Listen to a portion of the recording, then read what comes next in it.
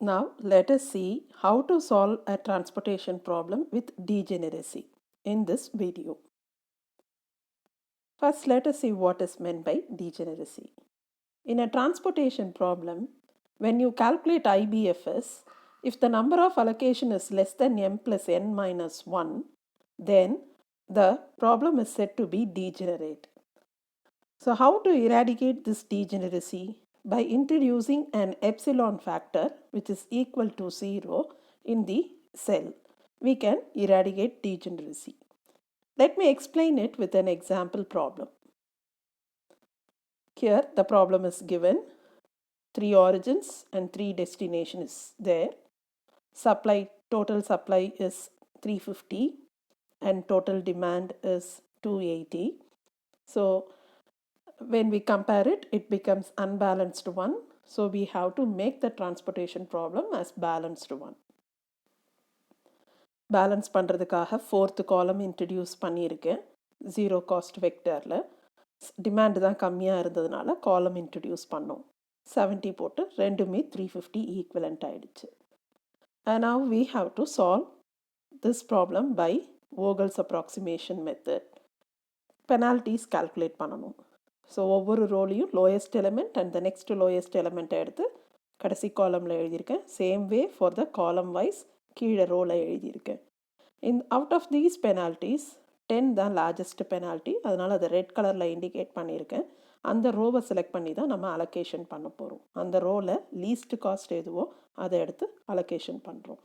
அந்த ரோவில் 0 தான் least cost. அலோகேஷனை start பண்ணுறோம். டிமாண்டையும் சப்ளையும் கம்பேர் பண்ணும்போது டிமாண்டு கம்மி, ஸோ 70 அந்த இடத்துல எழுதுகிறோம். அண்ட் அந்த காலமே சாட்டிஸ்ஃபை ஆனதுனால நம்ம டெலீட் பண்ண போகிறோம், ஸ்ட்ரைக் அவுட் பண்ண போகிறோம். நெக்ஸ்ட் திருப்பியும் பெனால்ட்டி கால்குலேட் பண்ணணும் ரிமைனிங் மேட்ரிக்ஸுக்கு. ஸோ அது 1 2 6 அதே மாதிரி 5 5 4 ரெண்டு பெனால்ட்டி கால்குலேட் பண்ணிட்டோம் row wise and column wise. அதில் லார்ஜஸ்ட் பெனால்ட்டி 6, அது தேர்ட் ரோவோடது. அந்த தேர்ட் ரோவில் ஸ்மாலஸ்ட் எலிமெண்ட் 3. ஸோ இந்த இடத்துல தான் அலோகேஷன் பண்ணணும். டிமாண்ட் அண்ட் சப்ளையை கம்பேர் பண்ணுறோம்.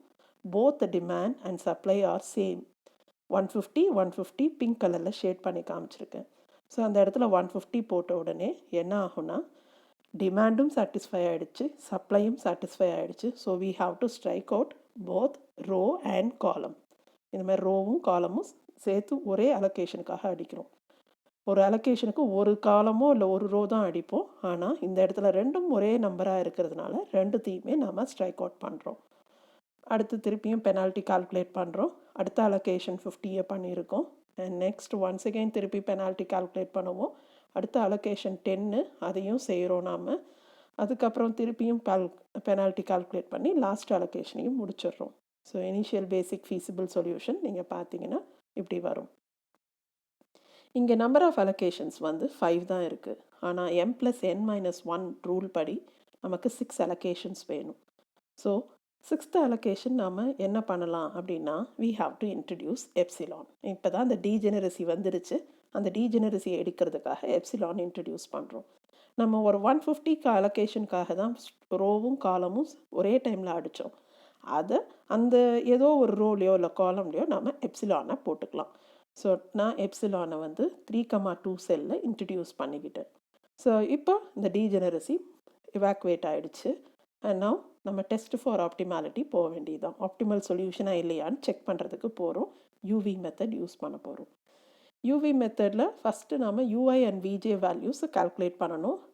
ஸோ ரோவுக்கு U1 U2 U3ன்னு எழுதுவோம். காலம்க்கு V1 V2 V3 V4 எழுதுவோம்.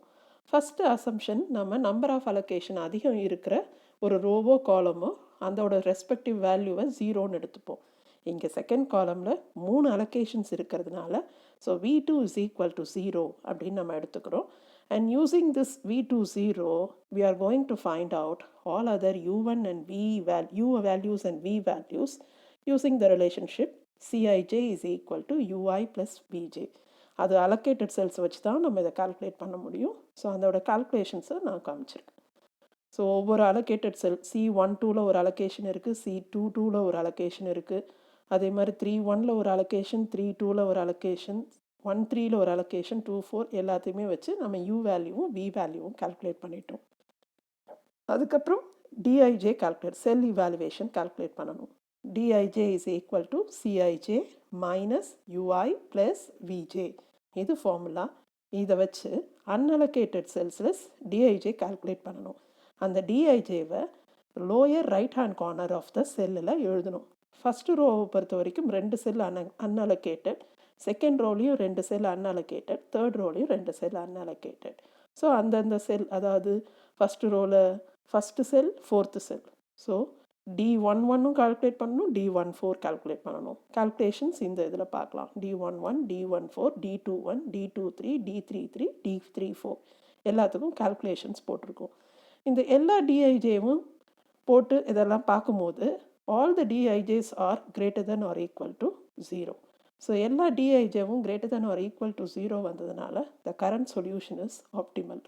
ஸோ டிரான்ஸ்போர்ட்டேஷன் காஸ்ட்டை நம்ம கால்குலேட் பண்ண ஆரம்பிச்சிடலாம். ஸோ டிரான்ஸ்போர்ட்டேஷன் காஸ்ட்டு நான் கால்குலேட் பண்ணதில் எப்சிலான் வந்து இஸ் ஈக்குவல் டு 0, அதனால் அதை நம்ம 0வோட மல்டிப்ளை பண்ணிக்கிறோம். ஸோ கால்குலேட் பண்ணதில் ₹1200 is the optimal solution. Minimum transportation cost is equal to ₹1200. Problem is solved. Thank you.